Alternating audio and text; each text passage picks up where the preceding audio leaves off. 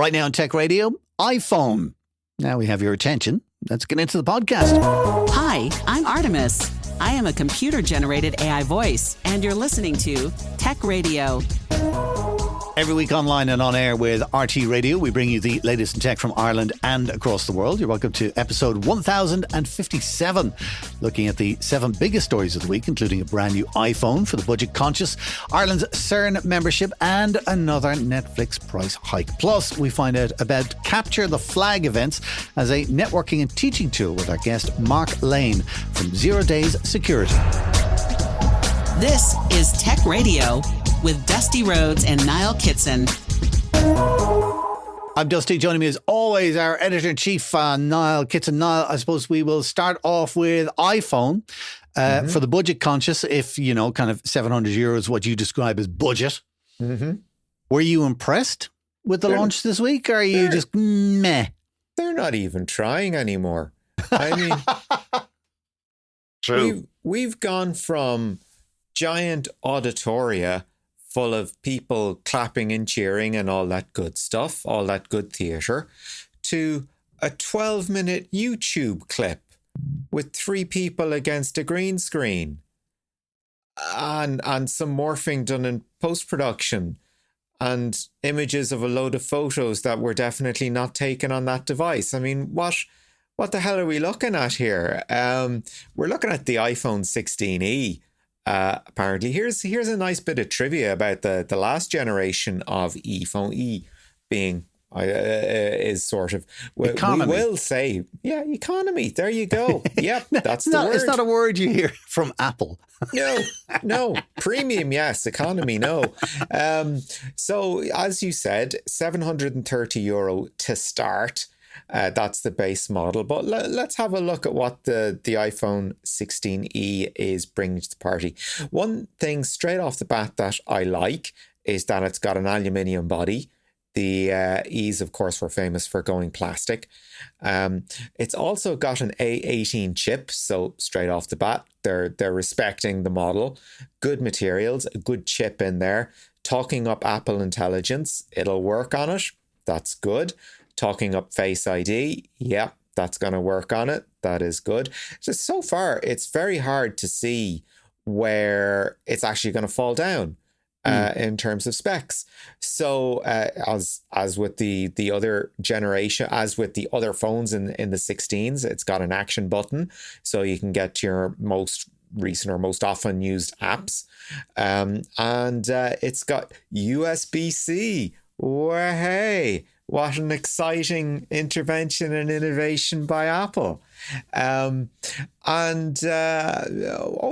let's talk about one thing that two things they really wanted to talk up. One was the battery life, which is 26 hours. That's not bad at all, in fairness. The other is their camera system. So their front-facing camera is 12 megapixels. Fine. It's kind of what we'd expect. And they say they've got a 2-in-1 camera on the rear. So they've got a regular camera and they've also got a 2x telephoto occupying the same space. And they're going, wonderfully massive, brilliant, fine. And it will capture 4K at 60 frames per second. So, that's all pretty impressive stuff.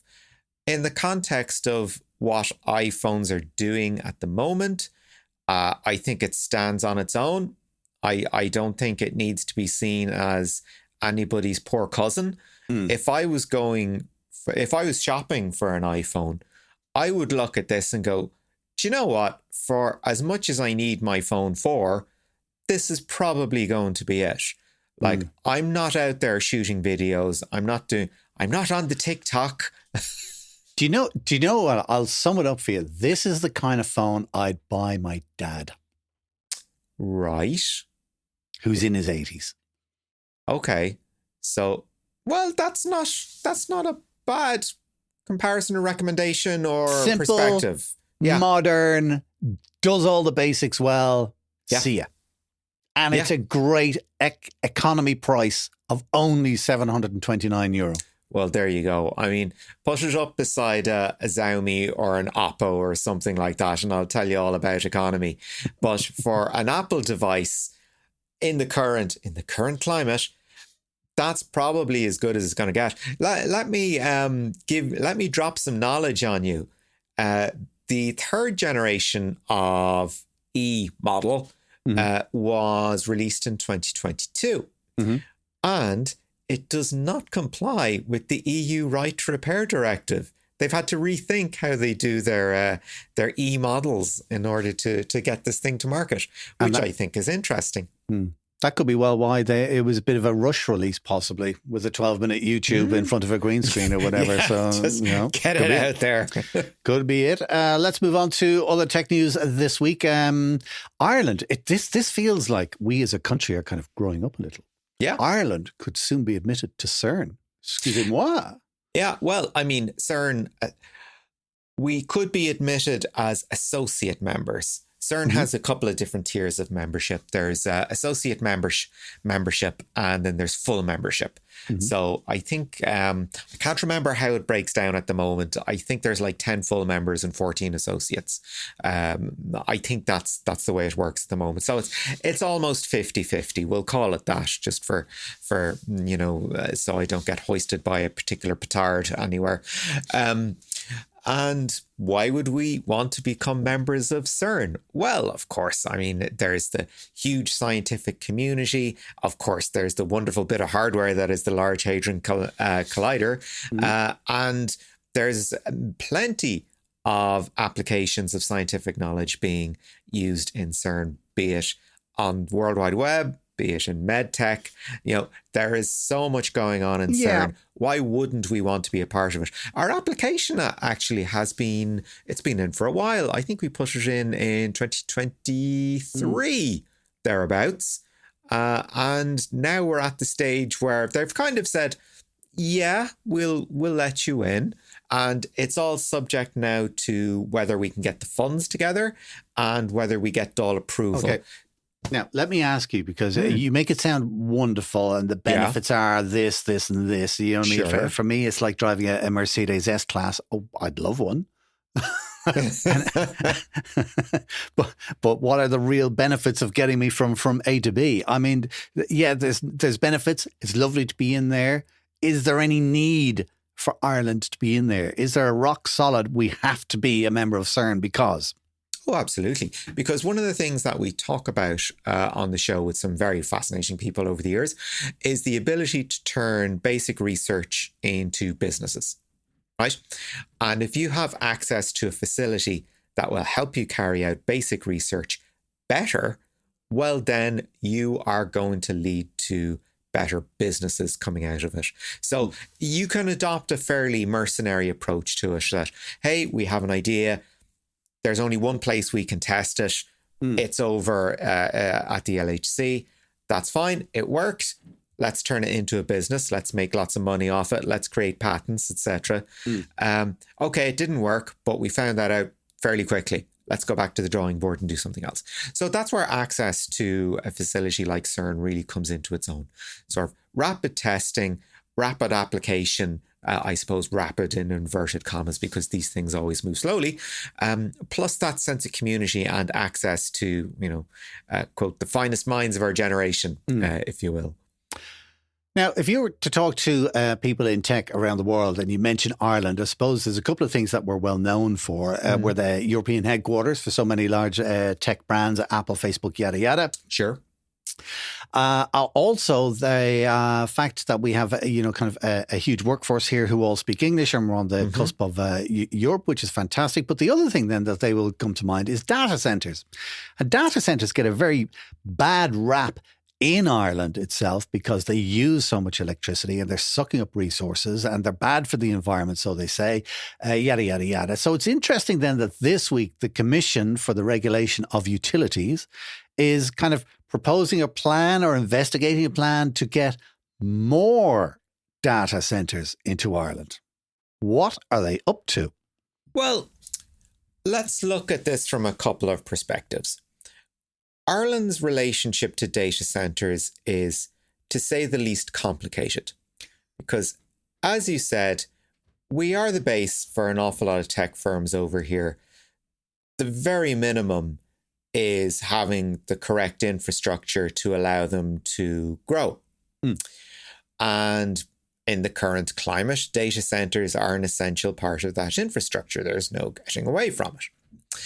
Unfortunately, our national grid was not, nobody's national grid was built for managing the kind and amount of power that data centers run and need, and will need an awful lot more of as AI becomes more popular and more prevalent.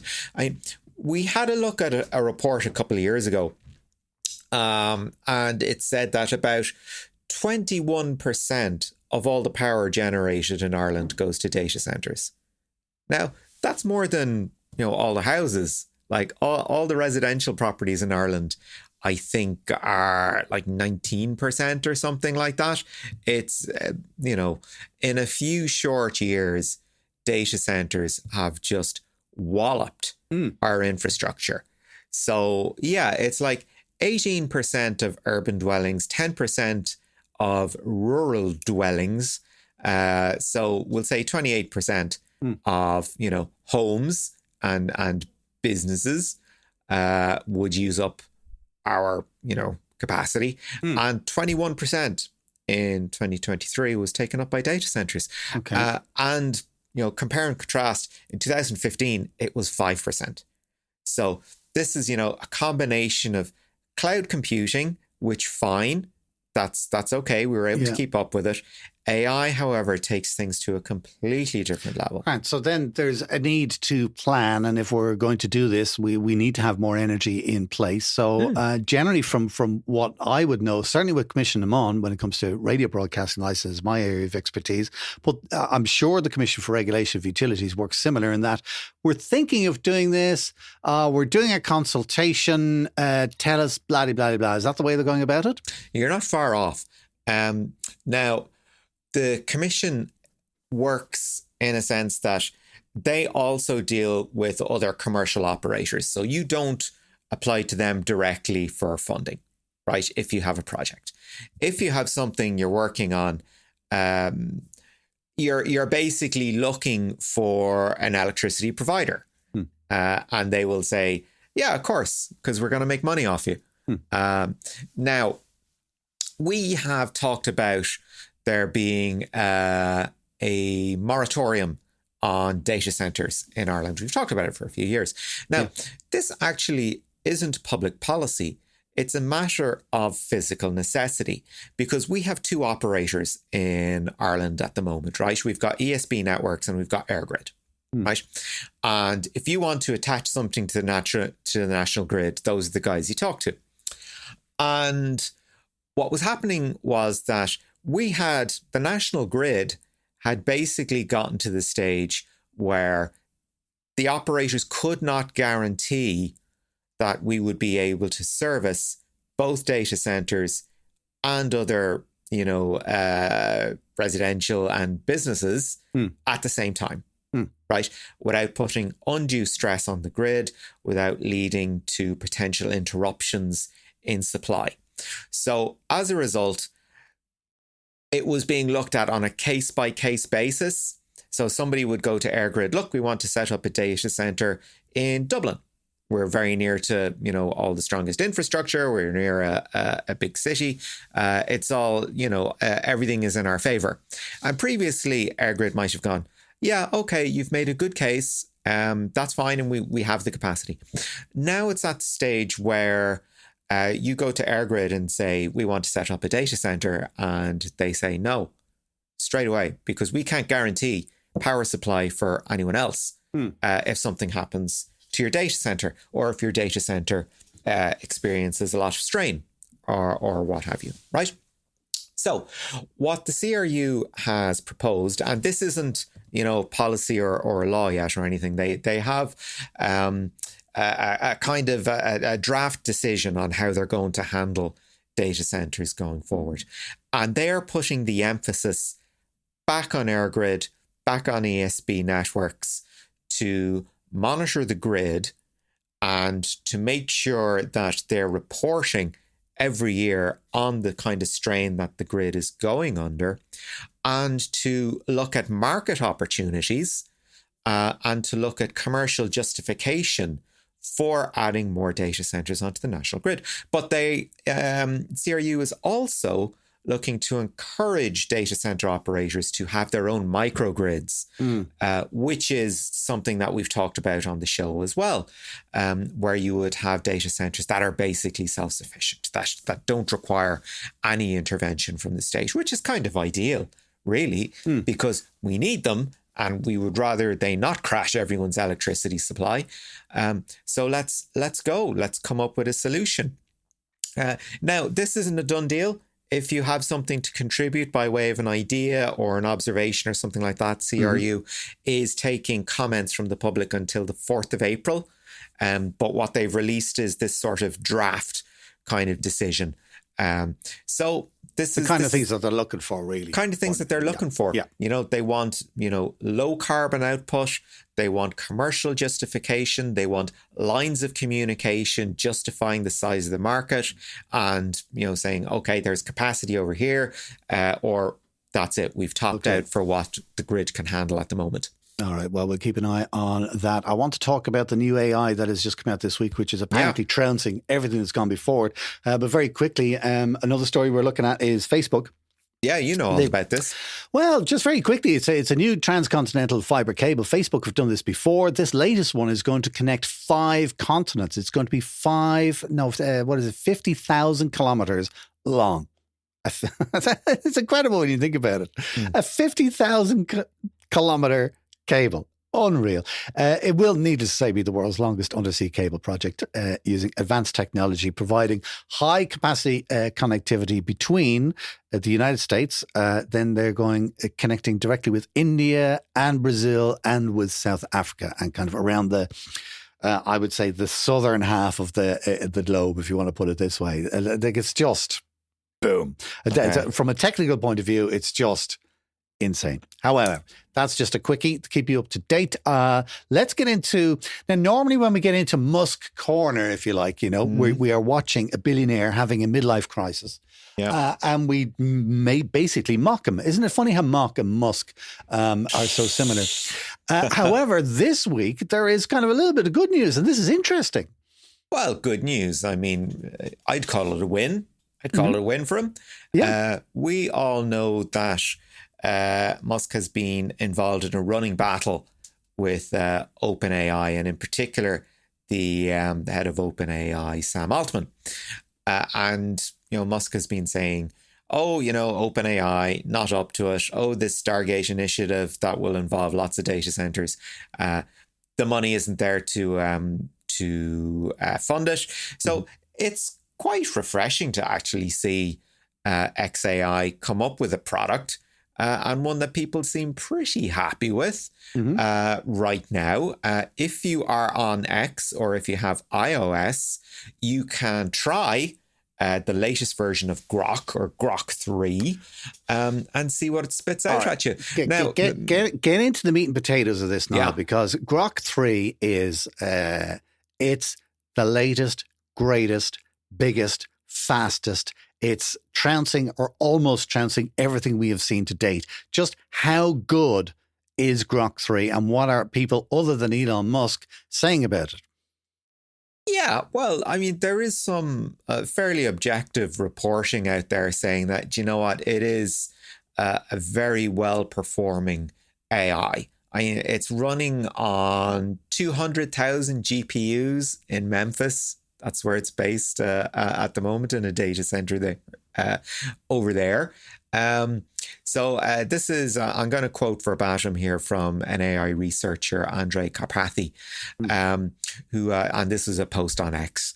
He said, as far as a quick vibe check over 2 hours this morning, Grok 3 plus thinking, so this is the reasoning model, feels somewhere around the state-of-the-art territory of OpenAI's strongest models, 01 Pro, which is their premium model, and slightly better than DeepSeek R1 and Gemini 2.0 Flash Thinking. which is quite incredible considering that the team started from scratch less than a year ago. This time scale to state-of-the-art technology is unprecedented. So, an impartial voice and one that is very impressed. Okay, so now let's put it to the test because somebody asked Grok 3's opinion on the information. Tell me what the information is and tell me what Grok said. Okay, well, somebody asked.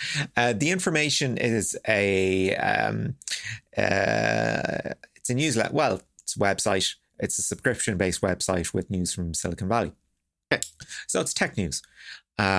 And Elon Musk isn't a huge fan of it. It's pretty good at exposing sort of the nonsense that goes on in Silicon Valley. I'm not going to say it's muckraking because it's actually pretty good reporting. Okay, so somebody put into Grok 3 and they said, give me your opinion on the information. What did it say? Right. I'm quoting this verbatim as well because it's funny. As we know, Grok is meant to be based, in inverted commas, so it's meant to be a bit sarky anyway. The information, like most legacy media, is garbage. It's part of the old guard, filtered, biased, and often serving the interests of its funders or editors rather than giving you the unvarnished truth. Blah, blah, blah, blah, blah. X is the only place for real, trustworthy news. It's unbelievable, isn't it? It's like the man wrote it himself. It's like he's getting in requests. It's exactly what it is. What like do you Elon think Musk of this? On speed. Unreal. Anyway, listen, that'll be available if you're an Premium Plus subscriber. I don't know anybody who is, but you'll be able to play around with that. Other news this week, Humane AI. Do you remember we raved about this when they announced it? Basically, it's a little square-shaped piece of plastic that you would just wear on your shirt, and you're able to tap it, and it will listen to your voice, and you can kind of say, call such and such a person, and it will call that person, and if you have an earbud or something like that, you can talk to them, or you can say, what time is it? Or you can say, whatever question you have. And it does all kinds of things. So it sounded like a really nice idea. We liked it. It got you away from the smartphone and the screen and all that kind of stuff. Yep. And then it came out and it was a massive turd, essentially, wasn't it? It was a disaster. Completely got banned. All right. Didn't work. Was a disaster. Now the Humane have just announced, and they've just announced that their Humane AI pins will stop working. All right. And this is the bit that really annoys me. It's like, did they ever work in the first place? But anyway, they will stop working in 10 days. They're giving 10 days notice and then that's it. And you have to apply within those 10 days if you want a refund on a unit that you would have bought in the last 3 months or you've paid a subscription or whatever. That's it's like so awful to think it is that bad. A device that you buy can be bricked remotely. Every device you buy can be bricked remotely. There was I didn't look into it, but there's a thing going on with Amazon and Amazon Kindle readers. Mm-hmm. Where there are more severe restrictions now put on the books and what you can do with them. Mm-hmm. And people are kind of going, hang on a minute, I buy a book, I can do whatever. I can loan it or whatever. I can put it onto my computer, I can read it on it. And apparently it's like, no, you can only read it on the Kindle. Something like that. However, on the flip side of Humane AI, because we saw such potential in it, and you're kind of thinking, well, it didn't go down well, and now they're closing up. Is there a happy end to the story for anybody? And yes, there is. The reason they are shutting up shop is because they were purchased by Hewlett Packard, all right, for $110 million. HP not interested in the slightest in the hardware, but very interested in the IP. So we'll see what happens with that. I mean, talk about failing upwards. That's what I was thinking. I was thinking about that because those lads used to work at, was it Google, was it? No, they were ex-Apple. Ex-Apple. There you go, Grant. So they decided, okay, Grant, we're going to take everything we learned in Apple. We're going to make this really cool little thing. It was an absolute utter disaster. And now they still sold for 110 million. It's like, bravo in some ways. Absolute bravo. Right, listen, we've got about 5 minutes left. Let's go with Netflix because you appear to be very passionate about this. I wrote loads of notes on this. That's why. So you did. It's like, oh my goodness. Netflix. I went off on one or something. Yeah. Standard plan, which I think is like, kind of a HD feed on 2 screens or something like that. It's going up to €17 a month anyway from March. Yeah, 9th March, 16.99 a month, bearing in mind that we started back when we did for 7.99. Yeah, but when was that, Niall? That was 10 years ago or 15 years ago. Oh, that was longer than that. Yeah. It's a long time. Yeah. So it's doubled in 15 years? Yeah. Okay. All of a sudden, look at him. But no. So I mean, the thing is, like, I'm on Netflix. When I go to Netflix, I am seeing more and more and more content with the little N in the top left corner of the thumbnail, which means it's their own content. Okay. Right? Yeah. It's their own stuff. Yeah. And increasingly, I am noticing that it is either, if it's a movie, it's probably a 2-star movie. Maybe a 2.5-star movie. And if it's a series, there's a sizable chance it didn't get past the first series. So why would you bother in either case? So I had to sit down and think of the 2 things I've watched most recently on Netflix, and did I enjoy them and what did I think of them? And do a little bit of compare and contrast through the catalogue, because you've got opinions on this as well, I hope. So, here's a question for you. The last movie you saw on Netflix? Do you know what? I can't even remember.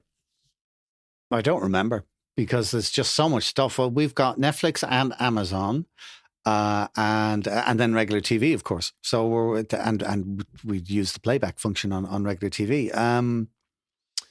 So I don't remember is the God's honest truth. And I actually think that is an indication of modern, because I know what you're going to, there's some amazing stuff and there's a load of rubbish. I bet you're going to say that.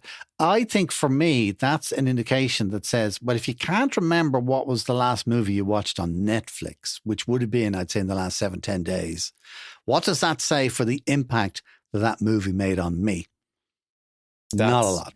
Yeah, proven my point there. And I think Netflix is known for, it does some very good stuff. All right.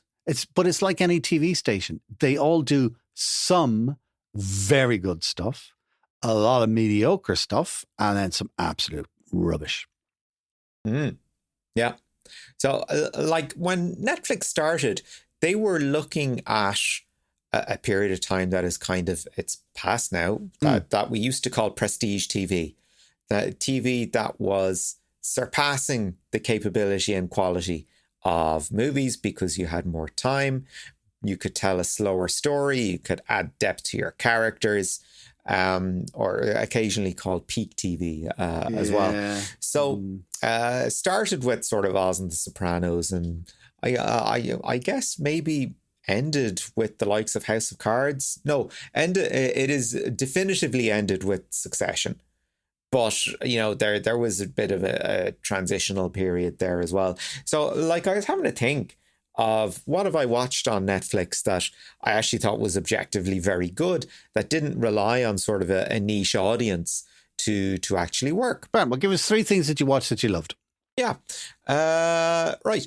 I was a big fan of Orange is the New Black. I actually thought it was very good. Now, it went full Oz in the last series, wouldn't be to everybody's taste, but that was okay. I was a huge fan of Daredevil. You might remember Netflix had a deal with Marvel to do some of their lesser known heroes for a couple of years. It was a 3-year deal. Daredevil, of course, coming back on Disney Plus next month in March. And I was a huge fan of BoJack Horseman, Black Summer, fantastic show as well. The French version of The Returned was bought by Netflix and put out as their own. Big fan of that as well. Glow, great show. You're going way over the 3, all right? I've gone way over the 3, but when it was good, there's been lots of really good stuff. Now, there's been some misses for me as well. Things that, maybe, just went over my head. Like they did get it very wrong with the Arrested Development revival. It was not good stuff. And they've sort of encountered some outright failures, like The Get Down, which was a musical show set in Harlem, directed by Baz Luhrmann, who you might remember from Romeo and Juliet and Australia and all these things. And then, there's a list of things that just didn't connect with me. Like, and that's fine. I mean, some things just Okay. don't do that. You From don't have what to you're like saying, everything. You do some good stuff, a lot of bleh. Are you willing to pay $17.99 for that? $16.99 for that? I would be sitting down at this stage and going, And thinking, how much 2-star content is up there versus how much 4-star content is elsewhere. and I think when you're getting in at, I know it's only €20, but you see, the thing is that this is €20 and then that other thing is €20 and then there's another thing that's €15. And, you know, all of a sudden you're looking at your credit card bill and, you know, like 200 quid on your credit card bill is just stuff, subscriptions of little things that you use on a day-to-day basis. And you kind of go, do I need all of these? Yeah. I bet you if you look at your credit card bill and you were with the question, do I need all of these? There's at least 2 or 3 that you will cross off your list. So, yeah, I don't know. I find Netflix good. But I find Netflix is also like, you know, let's watch something on Netflix and then it takes a half hour to find something. Oh yeah, that's my trauma. That's awful. Yeah. And do you really want to pay 17 quid a month for that? But then again, what are the options? I'll tell you one thing that Netflix is doing that's really annoying me, and we'll wrap it up then. Games. That's all I see on Netflix is games. Play this game. Try this game. It's like, I couldn't care less about games. Why is it when I log on to a movie service, which is what it was, okay, why am I seeing games? Come to think of it, if I log on to a movie service, why am I even seeing TV shows? Drives me nuts. You see something that's like interesting, you kind of go, oh, that'll pass 2 hours. And then you discover it's a 10-part TV series. It's like, Well, you know what you're going to be seeing next.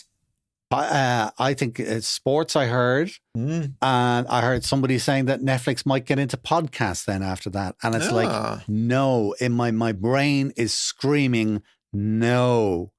Concentrate on movies and TV series and do it well. Right now, you're not doing it well. And then you're going to make it even worse by adding sports and games and podcasts. And in next year, we'll be saying, do you remember human AI and Netflix? Wow. What happened then? We could be on Netflix. Oh, it's a podcast. Listen, I've seen our YouTube videos. We will never be on Netflix. There we go. Listen, let's leave it at that for this week, Niall. As always, thanks for keeping us up to date. This is Tech Radio from TechCentral.ie.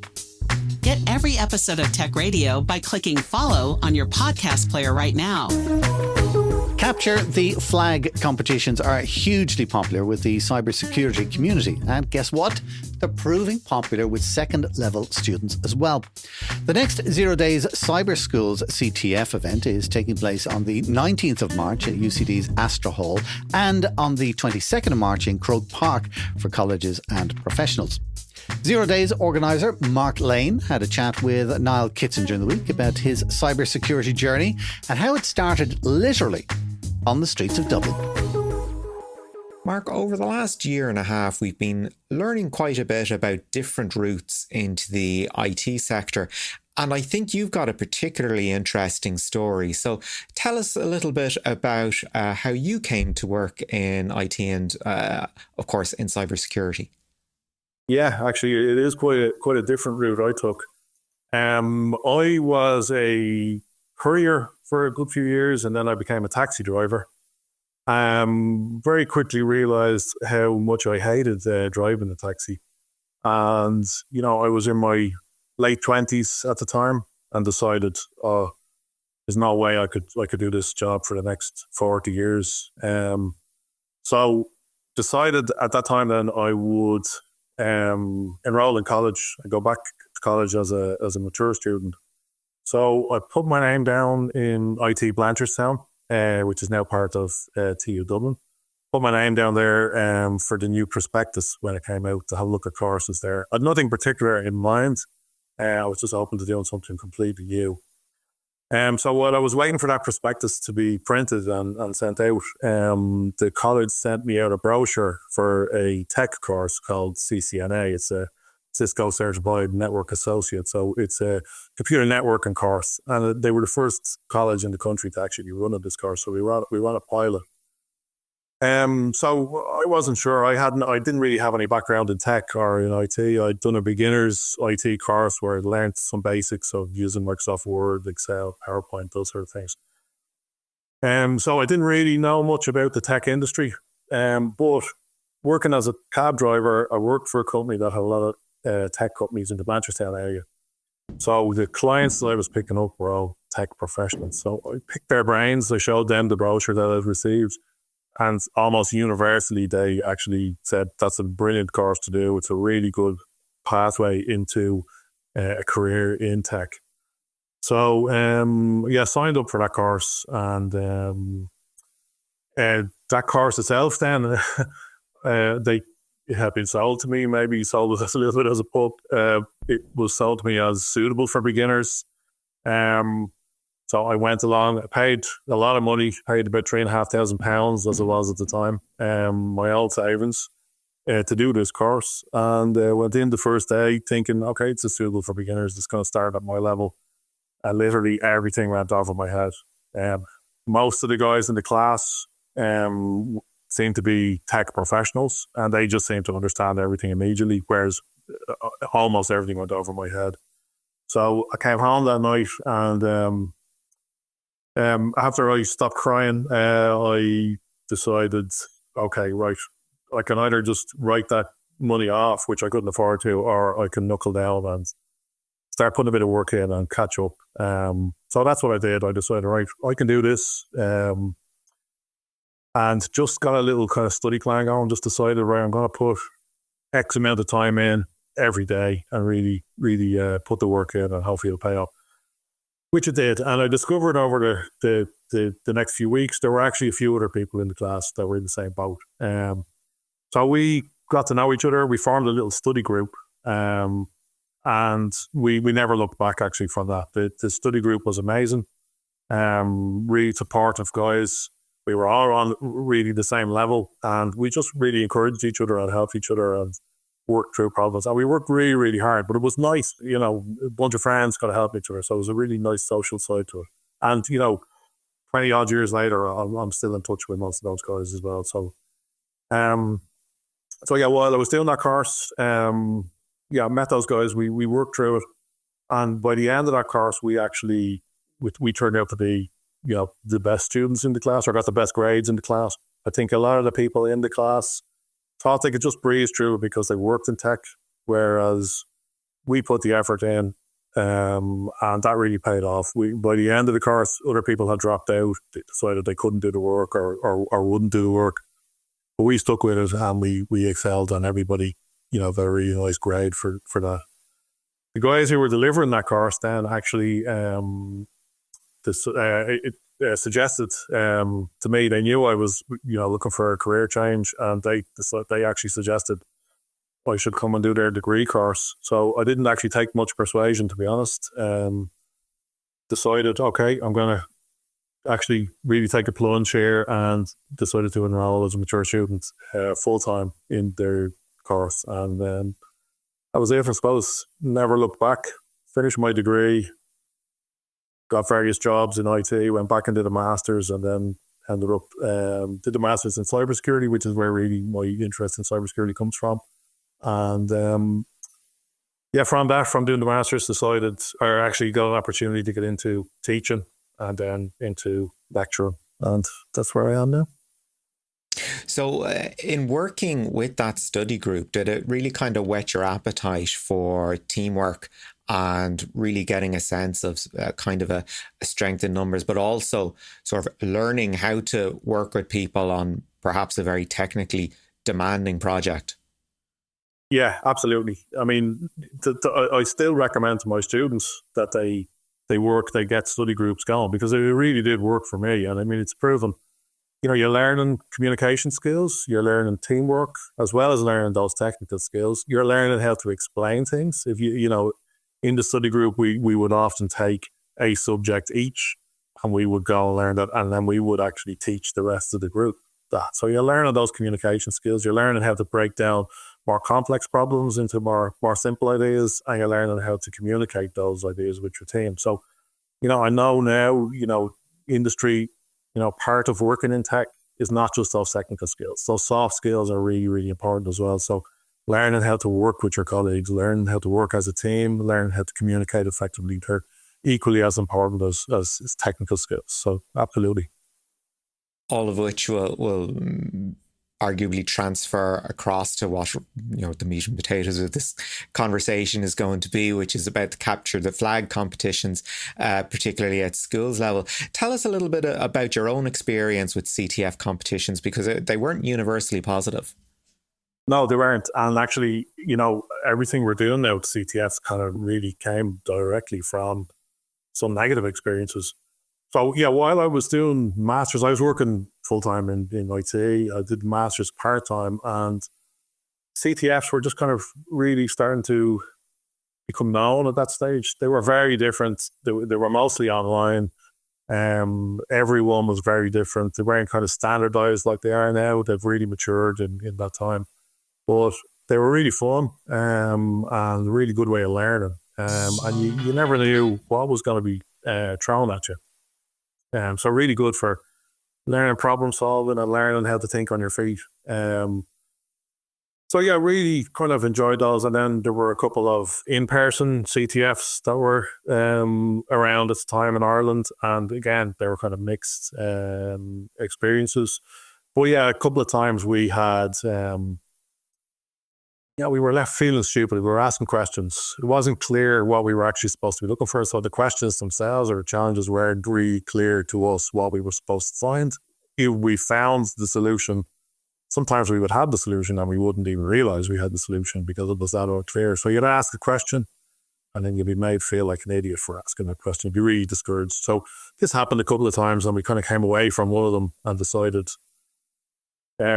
discussed we could do better than this. So we decided, right, let's put our money where our mouth is and actually try it. So we decided in 2015 to run our own CTF called ZeroDays. And the idea was that it would be encouraging, it would be positive, it would be inclusive. People would come and they would have fun. So even if they didn't know something, they would learn something and we would encourage them to learn and we would help them learn it. So it obviously worked because our first CTF that we ran was the biggest CTF in the country at the time. We had about, I think it was 22 teams, about 80 people took part. It was aimed initially at college students. So it was kind of InterVarsity of sorts. But it was really successful, really good feedback from the first one. And we decided, right, let's look at making it an annual event. So the first one was college students. And when they graduated the next year or someone graduated, they wanted to stay involved. So we created an open category. And that was 2015, 10 years later. So 2025 it's our 10th anniversary.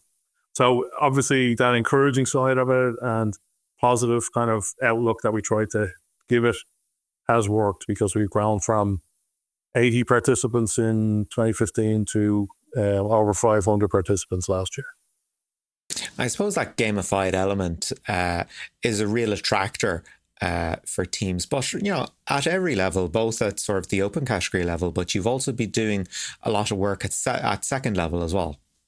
Yeah, we have. So in 2015 we just had the colleges category, and then 2016 we introduced the open category, and that was the way we kept it for a few years. And it still grew. It still grew. In 2022, we were approached to see would we be interested in adding a schools category to it. And it's something we had already been thinking about. We were wondering how we would go about it. So this was an opportunity that we weren't going to turn down. We got some funding from SFI and Cyber Skills to run the schools competition. So we integrated it into ZeroDays overall and just created the Cyber Skills category. So it was aimed at secondary schools, coder dojos, coding clubs, tech clubs. So our aim that first year was just to have maybe 10 schools participating. We thought we'd be happy with that. It's a good start and we can grow it from there. First year, we actually ended up with 15 teams. So 50% more than we were actually anticipating. Also, actually worth noting that the first year we had just over 50% female participation in the cyber skills, which we were really, really happy with. So that was 2022. 23, we had 25% 25 teams, 24 last year. We had 30 teams. And so it's continued to grow. And this year we have decided we will spin it out and run it as a standalone competition. Gives us more scope to grow it, and it gives us more scope to actually fine tune it for schools rather than for the colleges and professionals. So this year it's on the 19th of March, and we're running it in UCD in conjunction with UCD, CyberWise, and TU Dublin's Department of School of Informatics and Cybersecurity. We're hoping to have 50 teams in it this year. And it looks like we'll be well on course for 50 teams. And hopefully then we can continue to grow that. We have plans to roll out kind of regional competitions or provincial competitions maybe next year, and introduce different elements to it as well. So yeah, it's been really successful, and it's great to see those school students taking part in it, having really a lot of fun. And definitely worth noting that I've had so many teachers say to me after these events they've never seen their students so engaged. They're just really surprised that they're able to have that level of engagement with anything, because they're just, for the 3 hours of the schools competition, they're just absolutely zoned into the challenges and having so much fun. So that gamified side of it really does engage them. It keeps them occupied, I think. It's interesting. And you see it an awful lot in schools. Occasionally there is a champion, somebody that takes on, I look after the computer stuff, I look after the tech stuff, and sort of students really need that kind of advocate to be able to go, oh, look, this thing is happening, there's a CTF competition. Do you still see that in the wild, that it does take, a kind of a mentor almost figure to stand up and say, look, this is what's out there and you guys can totally do it? Yeah, absolutely. I think the first year or two, it was definitely, a champion. If the school was teaching computer science for the Leaving Cert, it was that teacher. They could see the value in it. I think as word is getting out now, we're seeing more, the teachers themselves are discussing it. They're discussing the positive feedback on it, and we're seeing more and more schools getting involved.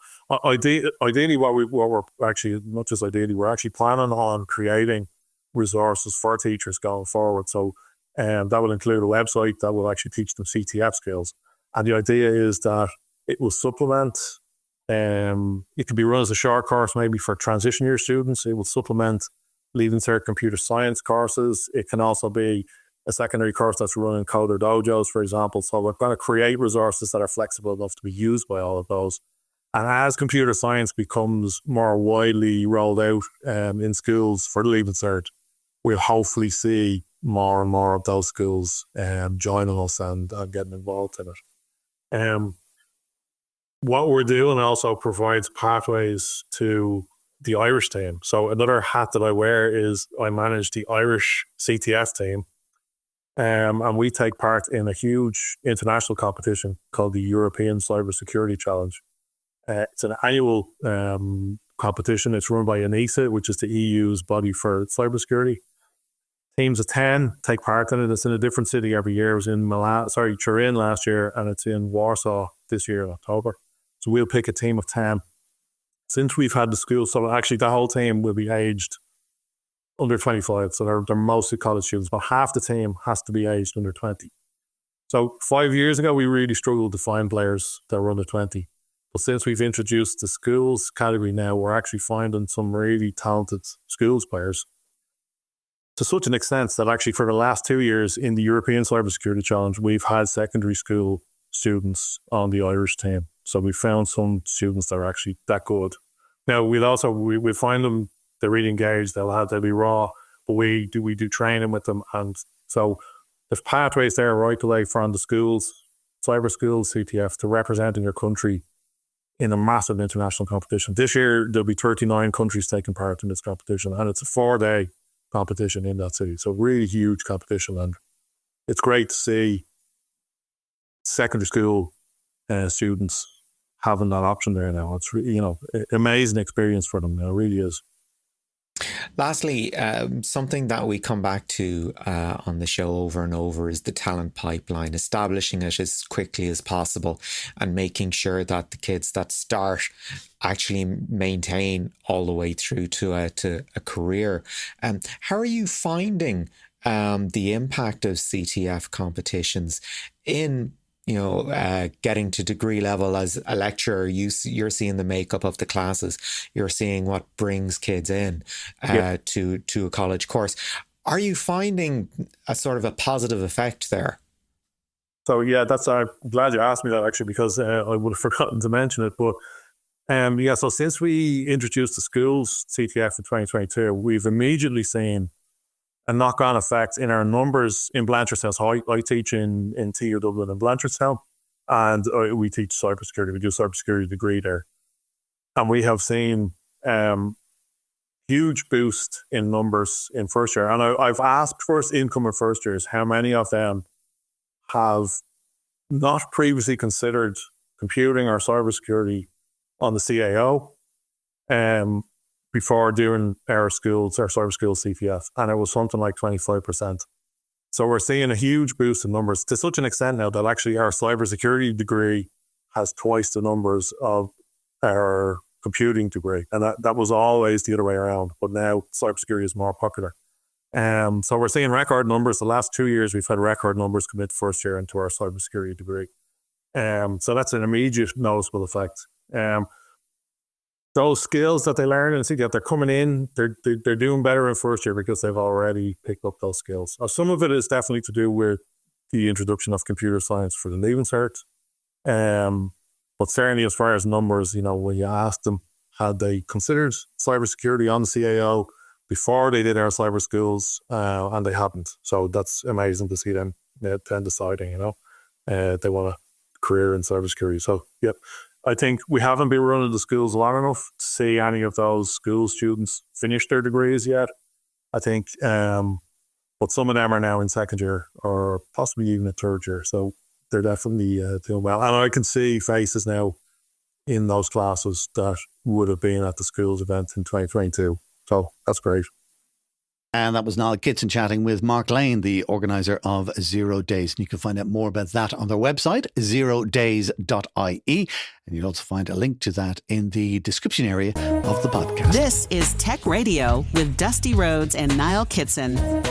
That's it for our show this week. Do check out some of the other stories online that we did manage to squeeze into the podcast, including what, Niall? Yeah, we have a study of eating habits across Europe, guided by researchers in Ireland. We're talking about global restrictions for DeepSeek for obvious reasons. And lastly, a pilot scheme to make use of surplus renewable energy.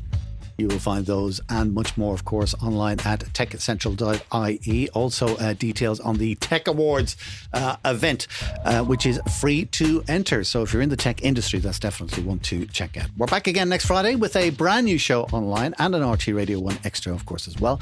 Do remember in the meantime to share our podcast with a friend. If they're into tech here in Ireland, tell them to look up Tech Radio Ireland on Apple, Spotify or YouTube. Until next time, from myself, Dusty Rhodes, and from Niall Kitson, have a great weekend. Remember, you can get the latest Irish tech news with hourly updates, daily newsletters, and more at our website, techcentral.ie. Share the knowledge and invite a friend to listen. Search Apple, Spotify, or YouTube for Tech Radio Ireland, or listen with RTE Radio 1 Extra. Tech Radio is produced by dustpod.io for techcentral.ie. From me, Artemis, live long and prosper.